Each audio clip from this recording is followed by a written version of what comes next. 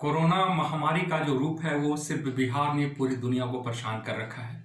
और स्वाभाविक है, जो भारत में भी इसका प्रभाव बढ़ता जा रहा है और बिहार में भी मौत भी हुई है और धीरे धीरे इसका आंकड़ा भी बढ़ रहा है। क्या चिंता का विषय बिहार के लिए खास करके है, जो स्वास्थ्य विभाग हमने पहले से उसको पंगु बना रखा है।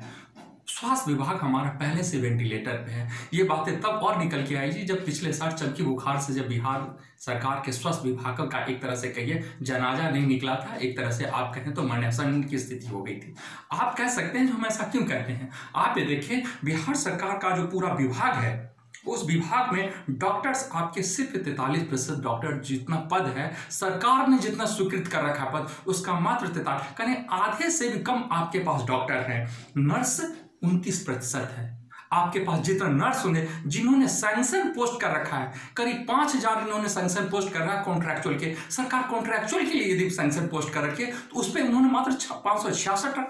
कहने का मतलब है कि सिर्फ 29% आपके पास नर्सेज हैं, आपके पास एएनएम 50% हैं, 28% आपके पास लैब टेक्नीशियन है। यदि बीमारी आके थोड़ा सा भी इसका असर और ज़्यादा होता है तो आप हॉस्पिटल में जो बीमार होंगे उनको आप कहाँ से टेस्ट करवाएंगे, कहाँ से चेकअप करवाएंगे, क्योंकि लैब टेक्नीशियन ही आपके पास सिर्फ 28%, एक चौथाई। मतलब जो आपने सैंक्शन कर रखा है, जो सैंक्शन पोस्ट कर रखा है, आपने पोस्ट कर रखा 2900 आपने सैंक्शन पोस्ट कर ररखा है लैब टेक्नीशियन का कॉन्ट्रैक्चुअल, जिसको आपने भरा कितना है, मात्र 800 के करीब। तो आपने कॉन्ट्रैक्चुअल पद नहीं भरा है। उसी तरह एएनएम का आपने फार्मास्यूटिकल का 42%। मैं सिर्फ ये आंकड़ा इसलिए बता रहा हूं जो ये सही है, जो इनको आज पूरा नहीं किया जा सकता है, लेकिन चमकी बुखार उससे पहले जब स्वास्थ्य का था तब आपने क्या किया है। और इतनी ही यही दुख की बात सिर्फ यही नहीं है, दुख की बात ये भी है जो आपके पास हॉस्पिटल में, हॉस्पिटल का मतलब सिर्फ आपका पीएमसीएच एनएमसीएच नहीं होता। हॉस्पिटल का मतलब आपका जिला में जो जिला स्तर पे जो आपका सदर हॉस्पिटल उसका भी है, या मंडल स्तर पे प्रखंड स्तर की तो बात ही आप ना करें। और उतना ही नहीं, उसमें जो आपके पास लैब टेक्नीशियन है उसमें जो आपका इंस्ट्रूमेंट है वो कितने काम कर रहे हैं वो। अब आप कहेंगे ये बात हम आपको क्यों कर रहे हैं, इस बात के लिए इसलिए कर रहे हैं जो यहाँ के जनता इस बात को जाने, जो हमारी स्वास्थ्य विभाग का हमारा क्या स्ट्रेंथ है, कैसी हालत है। इसलिए इस इलाज के भरोसे हम इससे लड़ नहीं सकते। हम इससे सिर्फ प्रिवेंटिव मेजर हम इससे बचाव करके, वो घर पे रह के हो, बाहर नहीं निकल के हो, तभी, क्योंकि हम जैसे ही अगले स्टेज में जाएंगे तो हमसे संभलने वाली बात नहीं होगी, या क्या स्थिति हो सकती है उसकी कल्पना करें। थोड़ा सा कंपैरिजन कर लें।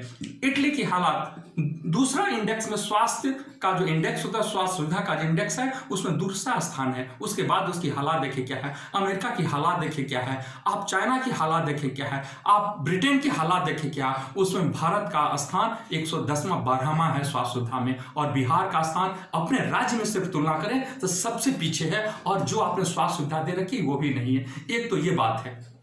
आने वाले समय में आप इसको कैसे टैकल करते हैं वो एक बात है। सरकार ने यह भी कहा है जो अब जिनको कोरोना हो जाए, कोरोना इलाज करने वालों हो या कोरोना का जो डॉक्टर्स हो और जो मरीज हो, उनकी आइडेंटिटी आपको नहीं की जाएगी। तो इसके पीछे सरकार की क्या मंशा ये मुझे समझ नहीं आते। यदि सब कुछ झाँप तोप के रखेंगे तो फिर तो कोई बात ही नहीं होती है। और अगली बात आए, यदि माननीय प्रधानमंत्री जी ने लॉकडाउन किया है, बहुत स्वागत योग्य कदम है, बिना इससे लड़ा ही नहीं जा सकता है। और हम बार बार कह रहे हैं जो सरकार का विरोध करना है, सरकार की कमियों को उजागर करने का बिल्कुल वक्त नहीं है, लेकिन इसी में रेखांकित करने का भी समय है, कहां हम चूक करते हैं, कहां हम तैयारी करते हैं और क्या हमारी हालात है। इसके लिए जनता समझे और प्रिवेंटिव ही रहे।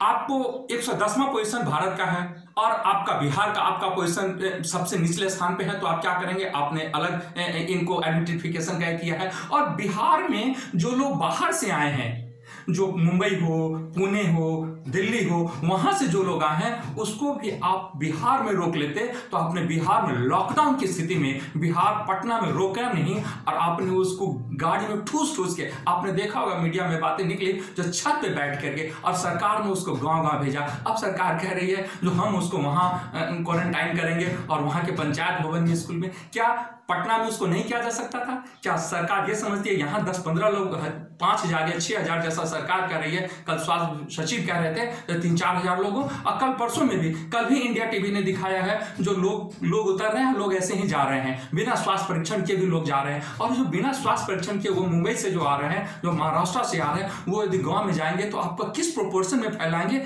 ये वाली बात है।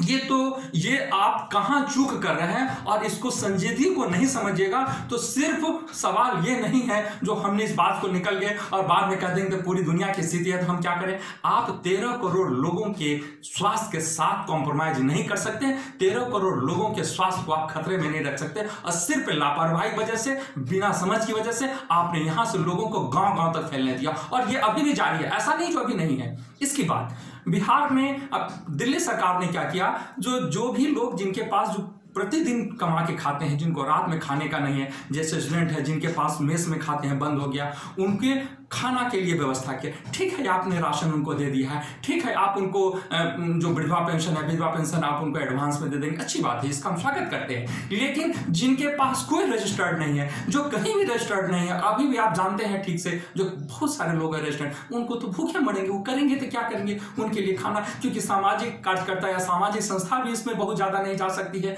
तो एक तो बातें हैं, सरकार ने कहा जो बहुत सारे जो किराएदार हैं उनको 1 महीने तक किराया का नाम, आपने ना उस तरह का ये कर रहे हैं। बहुत सारे स्टूडेंट जो पटना में रह रहे हैं, खास करके सब्जी बाग की तरफ और ये बाजार समिति की तरफ, बहुत सारे स्टूडेंट्स बता रहे हैं जो उनको दिक्कत है। तो सरकार इन तमाम तरह की चीजों को लेकर के नहीं करती है तो ये स्थिति बहुत ही भयावह हो सकती है। हम शुरुआती लड़ाई में हार जाएंगे। लड़ करके मरना कोई ऐसा नहीं है, लड़ करके लड़ा, इटली ने लड़ा है या तो पूरी दुनिया लड़ रही है, लेकिन हम तो लड़ने से पहले ही हम मर जाएंगे। तो सरकार इसको संजीदगी से नहीं लेगी तो हमारे लिए बहुत अच्छा विषय नहीं है। मैं तो गुजारिश करता हूं जो सिर्फ इसको आप वार के तौर पे ले, और जनता, हर जनता घर पे रह के ही सबसे बड़ा योगदान कर सकती है। मैं ही यही अपील करूंगा सरकार से।